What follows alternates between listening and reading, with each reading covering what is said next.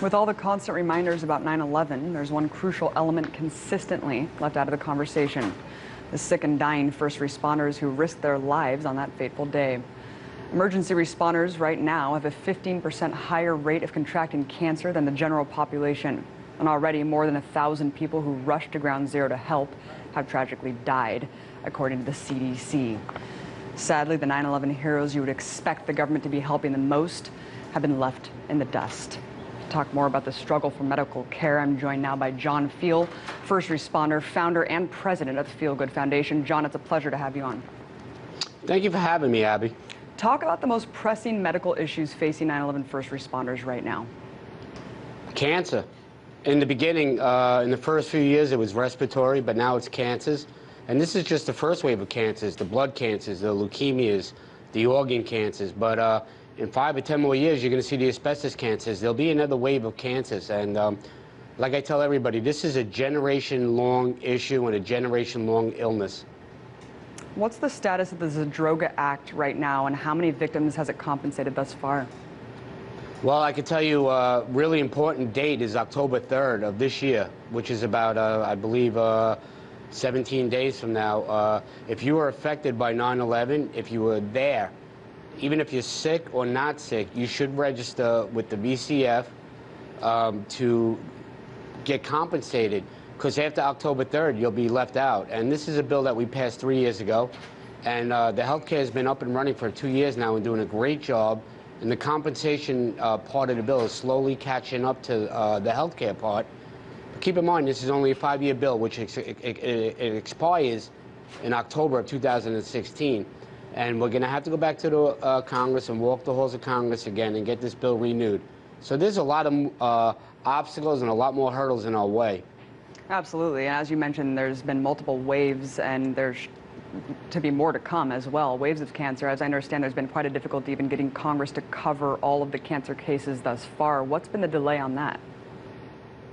Well, you know, let me take everybody back in time. You know, for years they said we weren't sick and we were crying wolf.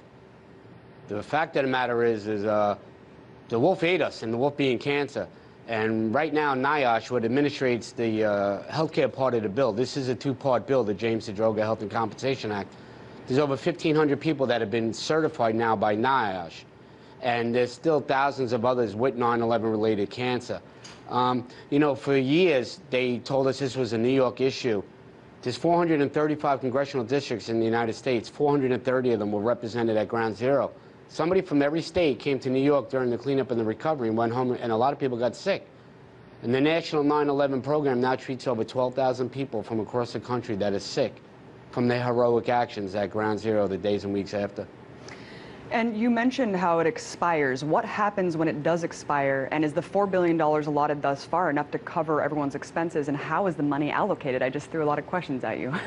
Well, no, it's a good question. $4.3 billion. $1.5 billion of that is for the health care, and there's plenty of money there to treat everybody for 5 years. When we go to renew the bill, the health care part of this bill will be renewed. I will bet my one kidney on that. I'm that confident that even Congress, as poorly job they're doing now, will not renew this bill. The compensation part is $2.7 billion and change. They're waiting till October 3rd and see how many people they have on October 4th that have registered and filed claims, and then they'll be able to make a determination on how people are going to start to be compensated.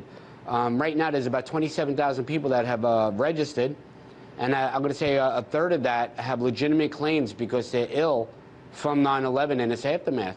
You know, if you took every toxin that was in the air that day and the following days, you put it in a bottle, you'd have a skull and crossbones saying harmful if swallowed, consult a physician. Then you have the toxic soup combined, and that was something that no doctor, no scientist has ever seen before. And the absorption due to nose, mouth, and skin has made these men and women, and, you know, I say these men and women, I'm one of them, has made these people sick. And, you know, for years they said we had to prove that 9/11 got us sick. We don't have to prove it anymore. They have to prove that 9/11 didn't get us sick. Good point. And sadly, so many people have already lost their lives, John. We can't wait any longer. Speaking of the toxic slew, 7 days after 9/11, Christine Todd Whitman, of course, the former head of the EPA, issued this statement that she's glad to reassure the people of New York the air is safe to breathe, the water is safe to drink. The concentrations are such that they don't pose a health hazard. We're going to make sure everyone's safe. John, do you think that her and other government employees should be held criminally culpable for falsely assuring people that they were safe? Well, listen, Christy Todd Whitman, she's going to meet God one day, and God will be her judge. She can live with her action and her words. I remember that, you know, on September 17th, which is tomorrow's my anniversary when I was horribly injured, I remember Christy Todd Whitman coming out on the 16th and saying the air was safe to breathe, the water was safe to drink. She took her orders from the White House. And listen, they wanted Wall Street up and running, and they had to do what they had to do. Do I understand it? Yes. Do I agree with it? No. Thousands of good, innocent people got sick, and many have passed away. We lost about close to 1,400 people since 9/11 from their illnesses. And this year alone, we lost 42 that we know of, that we're keeping track of. 42 people taken from us too soon, and close to 1,400. You know, on 9/11, 2,751 innocent lives were lost to senseless violence. We're halfway to them now because of poor leadership and bad politics and basically corruption. And, you know, I've said this a million times. A circus monkey could have been more compassionate and done a better job politicking after 9/11. Between Congress, Albany, and City Hall, a lot of people dropped the ball on helping people. And, you know, when you have a position of power and leadership, you have a moral responsibility to help your constituents. And, you know, a lot of people, they have to look themselves in the mirror and say, you know what, I think I failed. Absolutely. John Feel Good Foundation. Everyone check it out. We got to put the pressure on Congress, fund the 9/11 first responders. Thank you so much for everything you do. God bless you.